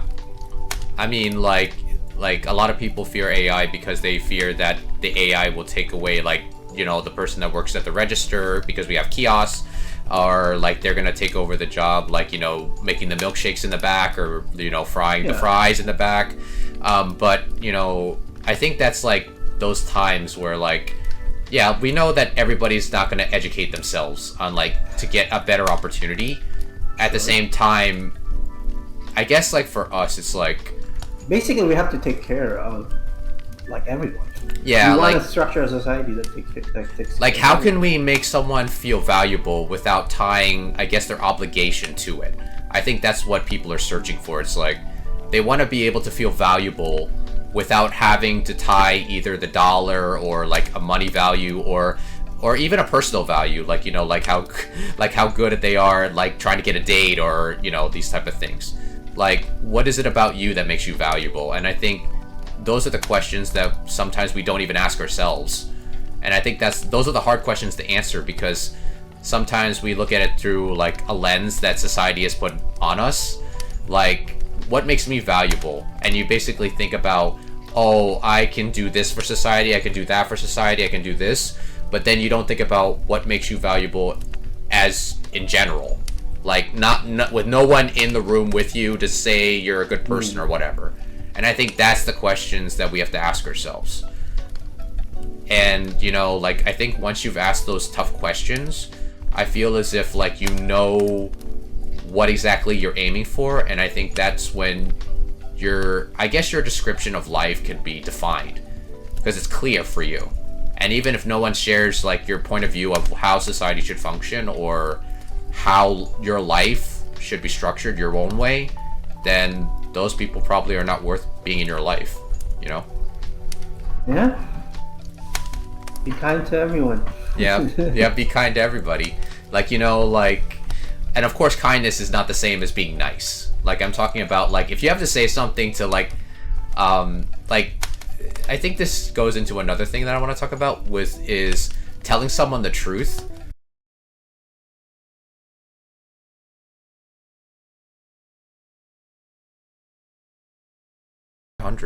Should be that's pretty good for. Oh no! My upload speed is like around 36. Okay, we're back. Oh, that's Yeah, but like this happens all the time. Sorry about that, guys. Sorry, I'm teasing Peter here with no, like with I feel upload speed. I feel like my dad might eventually go to fiber once he does enough research on his own end, because my dad's very stubborn. Like, I try to tell him to get fiber, but he's like, no, like, because his company actually worked with, like, fiber optic cables before, and he felt like that fiber was not as strong as cable. For some reason, I don't know. And the difference is like night and day. I went from Spectrum cable at like 30 upload. Yeah. To the same exact price, a 300 upload in fiber. All right. Yeah, because like it's times 10 or times. I even showed my dad like videos of like two guys that were actually testing the speed with cable and with fiber. Like, it was practically obvious, and I It's think in the he, material. The fiber optic is what I think utilize the speed of light. yeah, It's super fast. yeah, I think, Cable is what, copper? yeah, it's just Something like copper, that. and also I think like, it Speed of also, electrons. yeah, and also it interferes like if it gets too old, like the Mm, electromagnetic waves like interfere with like signals sometimes, which really sucks. yeah. But yeah, but getting back to what we were discussing, right? Yeah. Sorry. Good. No, it's fine. Like this happens sometimes. But yeah, I think like the tough questions we should ask ourselves is like, what value are we to ourselves? And because like we also value things, and if you're valuable to yourself in some way, and I'm not talking about like, oh, like you think you're the greatest thing on the earth, right? Like if you're honest with yourself and you basically are like, what makes you valuable? Like, are you courteous to the people around you? Like, do you take care of your family when they need you? Do you do you basically take care of yourself so you can take care of others? That's the questions you should ask. If the answer is no, then obviously like you might have some work to do. But that's fine because there are people out there that will willing to help you if you're honest with yourself and willing to put in the effort. I won't say work, I will say put in the effort. Because I think effort is like less strenuous than I guess work because you make that first step and you need effort to make the first step work. Yeah, But, you need effort for anything. yeah. To if you want to learn a language, you need effort. Yeah. Learn the guitar. Yeah, if you want to learn math like me, you got to learn how to do problems, which is the stuff that I sometimes have to practice. I have to practice the problems, not just reading the definitions. But yeah, like getting back to what I just remember what I wanted to talk about is telling the truth, right? Okay. I think because of the like the cancel culture within the internet and stuff, and like people basically saying like I understand why people get canceled. It's because I think people are worried that when they say these things, one, it offends people, but at the same time, I think they're also worried about a slippery slope where it's like, oh, if this person's allowed to say that, then everyone's going to believe them and everyone's going to take them seriously and they're going to do the same thing that they did to us, that sort of thing. Like, like I understand why comedians have a big thing against cancel culture because like, all the old jokes we used to tell, they're considered not funny anymore. A So you're problem telling, I have yeah, with the current culture because it feels to me that we have stopped talking about the actual arguments. yeah, I think what right, usually happens is when you have like an argument with someone, even yeah, if it's just like about you know right, general concepts, and you have an argument with someone instead of like agreeing to disagree or whatever, or trying to really figure out the truth. right, It just resorts to ad hominem, like especially on like Twitter or X.com or other social media. right. If you're having an argument with like an anonymous person, you just get like people will like dig up stuff and what you said 10 years ago, who your opinions on other things. Yeah, So it's almost like, oh, we are arguing about national debt, for example, and you and me are disagreeing, and all of a sudden, right, oh, you said this about women 5 years ago, and then all right. of a sudden we stop talking about national debt. Now we're like just being canceled. Yeah, yeah. Like, Of course. Anyone who has power to cancel, don't cancel us, please. We beg you. We beg you. We beg you, please. But yeah, like I think it's yeah, go just on. become a like there's no more good faith discussion on things, and that Right. kind of plays a role into the stratification of right wing versus left wing, or like whatever versus whatever, right? Like Yeah. men versus women, or this versus that. There's always something versus something. Yeah, there's always like some sort of adversarial aspect to it, which I don't think is necessary. Like I mean, yeah, like I think like the part of a discussion, like I mean a discussion, not a fight. Because a lot of people on like social media and even like the media, they always want to say they're having a discussion, but they actually want the people to engage in a full-out fight, a full-out argument.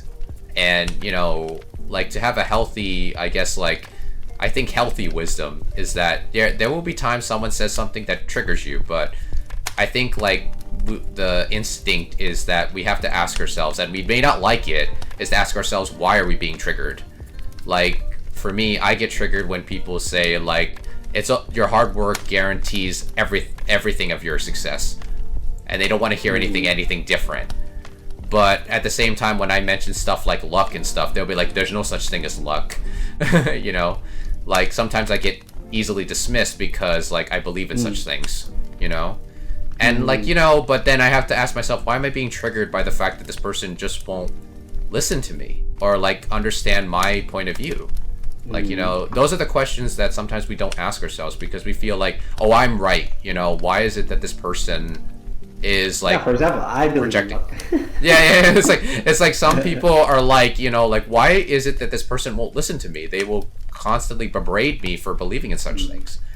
And, you know, that's why. I don't know. There's that comment like you say I like pancakes and you get a reply saying why do you hate waffles? right.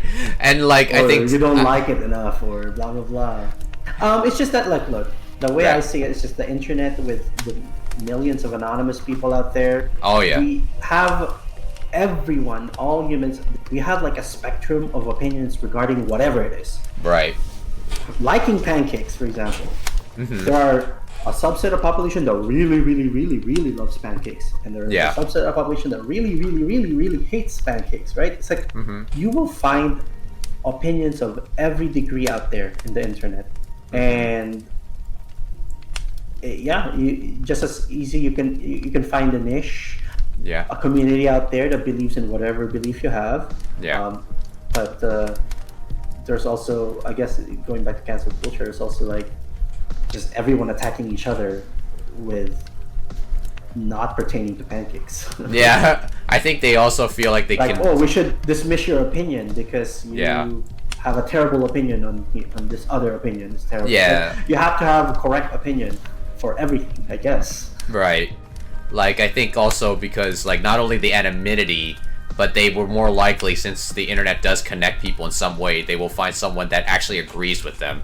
But they won't argue with them about how their method was wrong or how their approach was like inappropriate. Because like there's I guess there is a subset of, I mean, the internet culture deems certain opinions harmful, I guess, to their perspective, right? Right. And that it's actively causing harm. In this case, maybe mental harm or whatever kind of harm it is, and that makes it worth it for them to cancel. Yeah. I think like call someone's job, be like, I think like when it comes to like, I guess, cancel culture, when it comes to like more not paralyzing, like more polarizing topics such as like things involving like Western culture or you know, like saying certain things that you're not supposed to say, like, you know, involving race or involving like, you know, class, right? Politics, you know, all that type of stuff. I think people are just fearful of the fact that like, oh, if you say these things, then it's gonna poison like people around me, including the people that I care about, and I can't let you do that. Because I guess that's the fundamental like motivation for cancel culture, is that they perceive an actual harm, because you know, if you are being harmed in some way, then you would want to stop it, right? Like I don't know, if you are in a toxic work environment, then you well, in this case, you'd want to reform your work and get your coworkers kicked out.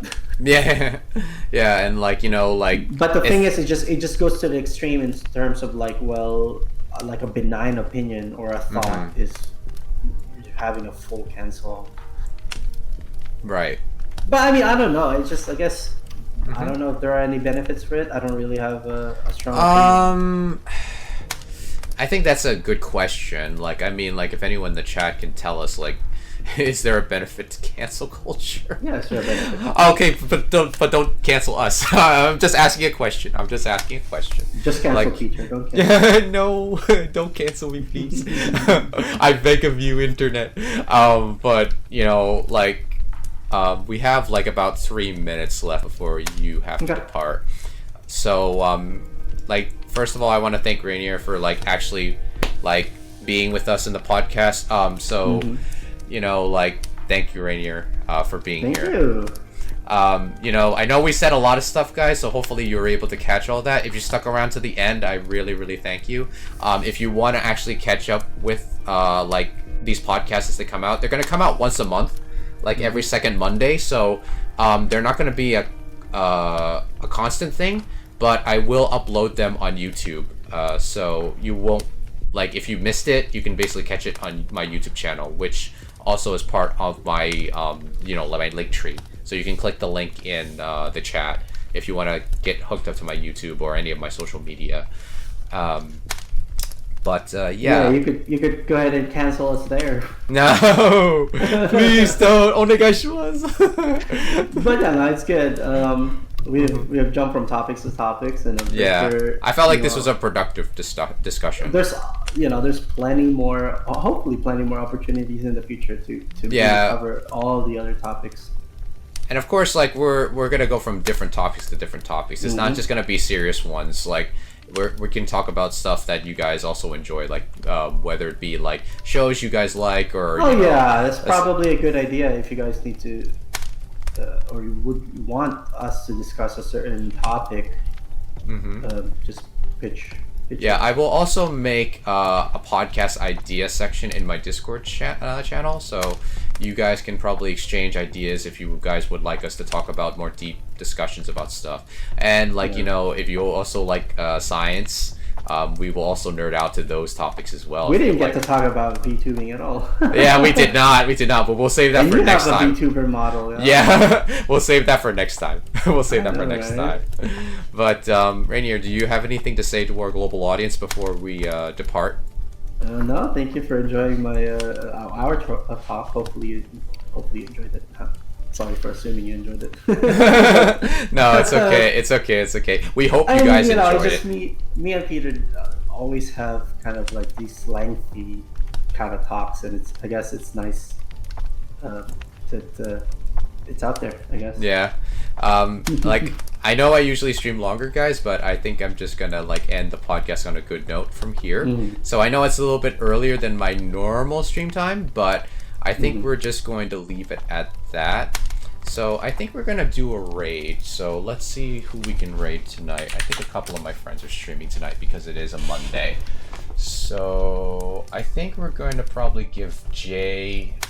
We're probably gonna give Jay a raid. So she's a very awesome person. She gives positive vibes. So I think we're gonna give her channel a raid. So I will put in the race message for you guys. So you can just copy that if you like when we get into her channel. And we'll just commence the raid. So since Rainier said his piece, I will finish my piece with what I usually say to you guys. Always remember, everyone is precious. You guys just as precious as everyone else. And we will see you guys on J-Stream. So take care, guys. Bye-byes.